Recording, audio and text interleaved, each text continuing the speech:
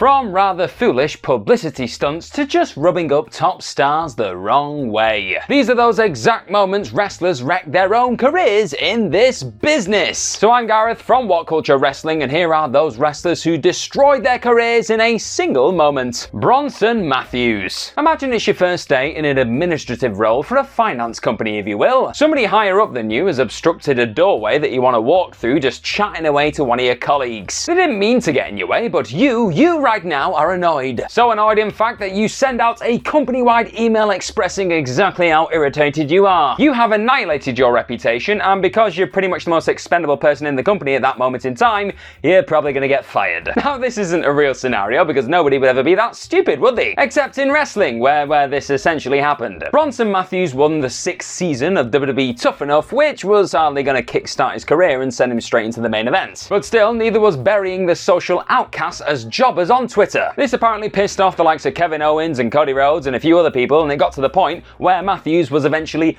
barred from the locker room because, well, yeah, that's kind of what you get. Yes, he did say that he was just tweeting in character, but still, just keep your fingers away from the Twitter machine. It's never a good idea, as you will see later on. Now, the 2016 incident didn't directly lead to his release, but it happened like a year before it, and his career was pretty much done as soon as he did that. Jackson Riker. Jackson Riker was nothing if not aggressively generic. A vacuum with a great physique. Sounds kind of familiar. But nobody has ever left a single one of his matches with the memory, really, just nothing. You remember that time he feuded with Elias? Yeah, probably not, but let me just catch you up on it. At that time, he played a babyface with apparent wartime PTSD, which was a pretty bleak development and nobody really gave a damn about it. Nobody gave a damn because it was staggeringly mediocre, and because Riker's career was pretty much a zombified thing by 2021. He was doomed by his own doing to shamble through WWE because he was stupid and just ugly enough to put over Donald Trump amid protests over George Floyd's death in 2020. He knew exactly what he was doing, and so did the locker room that very much let him have it at the time, including Kevin Owens, who was disgusted that Riker even dared to try and get his catchphrase over at this moment in time. Forgotten no more has taken on a razor-sharp note of irony since Riker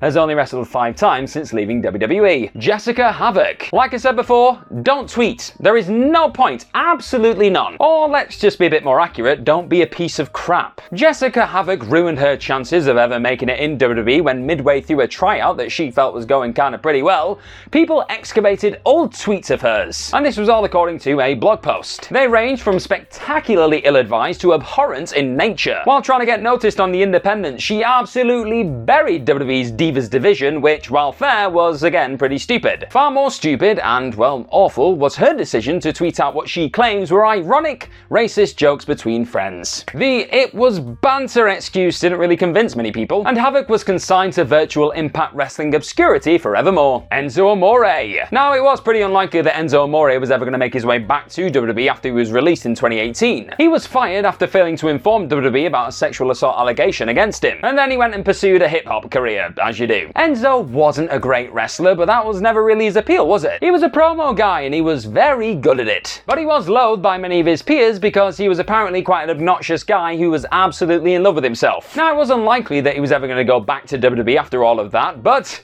it then became impossible after that strange publicity stunt that he pulled at Survivor Series 2018. Wearing Bart Simpson's Shelbyville wig and actually making it work, Enzo cut his signature promo before being forcibly ejected from the arena. Now, I've got a quick question for you. Was this the most awkward moment in wrestling history?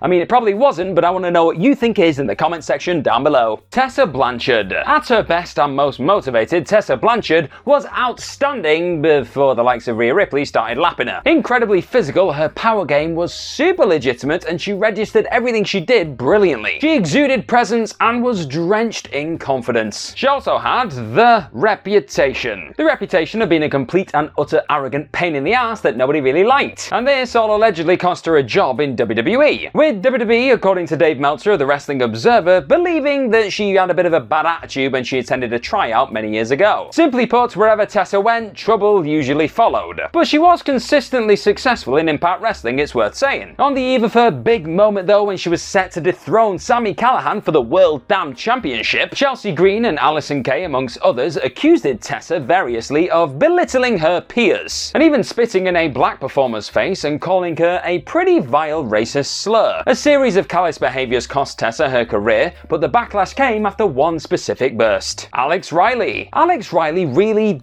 had something, and in an alternate universe, he probably would have used it. Athletic and cocky, he learned the basic cookie-cutter WWE style rather quickly, and his achievement on season 2 of NXT can be described as, with no hyperbole, towering. Everybody else on that show looked like a complete and utter geek when Matt Striker just asked them to talk about some random topics into the mic. Riley took it in his stride, baby. And then apparently he ran straight into John Cena, which, you know, can happen because the guy is invisible. Now, Riley may not be the most reliable of narrators, it's gotta be said, but former WWE wrestler Gabby Tuff claims that Cena tried to get Riley fired after Riley just refused to follow some of Cena's advice. Riley didn't do what was asked of him in a 6-person tag apparently, and from that moment on, this guy's name was Mud. Now again, it's worth saying that Tuff herself may have some motive to sully John Cena's name. Cena apparently told her to stop using the burning hammer after a botched attempt to do that move looked a bit too similar to the AA. But Riley's demotion was sudden even for the stop-start era of WWE booking. Dave Schultz. Dave Schultz had a nasty, intimidating aura, knew his way around a threat, and could go to the required standard. Not that that was of tremendous importance at the time though. Physiques and personality mattered more, and Schultz, a dark alley nightmare, had them both. As often happens, his flashpoint moment has now led to many romanticizing his career in hindsight. But he wasn't the heel Magnum TA, and had to work in Japan for a while afterwards, but the narrative that he was blackballed was not entirely a shoot. The WWF felt they simply could not use him. He resurfaced in Memphis and Stampede, but other promoters who weren't exactly going to respect the wishes of Vince McMahon in the 1980s still wanted nothing to do with him. A separate incident with Mr. T, whom Schultz saw as an outsider, was what ultimately led to his departure. Hulk Hogan may have embellished or changed his story in subsequent years, but more than one eyewitness believed Schultz to have posed a threat to T,